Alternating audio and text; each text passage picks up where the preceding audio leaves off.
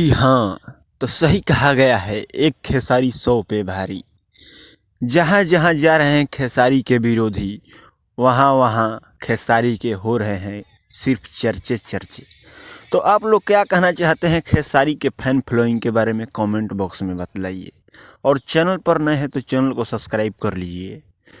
तो खेसारी लाल यादव के विरोधी जहाँ पर जा रहे हैं वहाँ पर सिर्फ खेसारी लाल यादव के ही चर्चे हो रहे हैं।